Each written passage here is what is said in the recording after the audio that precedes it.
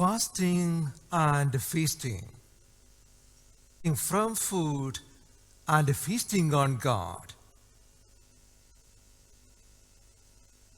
Fasting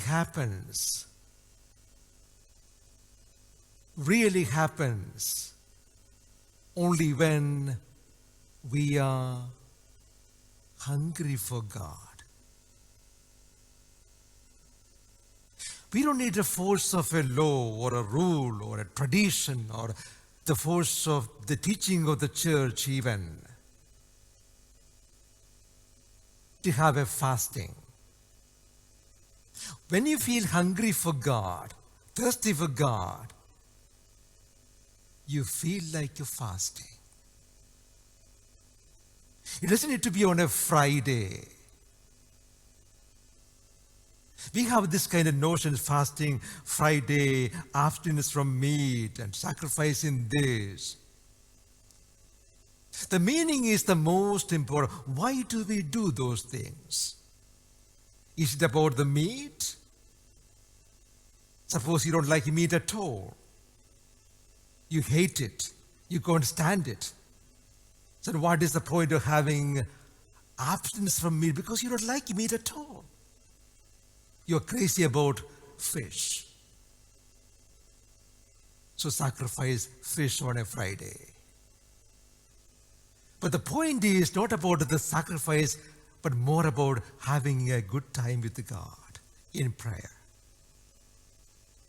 So even if you don't think of prayer along with the fasting, that fasting is a fasting for its own sake, it's only a dieting. So whenever we think of fasting any day, Friday or any day, just to make sure you have some time with God in prayer. Having some spiritual reading, talking to Our Lady and Saint Joseph, and talking to her, even sitting, just not that you have to say, just spend time in silence with God. Here is with the Lord, in the presence of the Lord, here I am. Not that you have to say anything. Remember, in the Garden of Gethsemane, the Lord said to his disciples, stay with me. Stay with me, just stay, just be here. You don't have to say anything, just stay here. Stay with me. To make all these things clear, I may use an Indian word for fasting.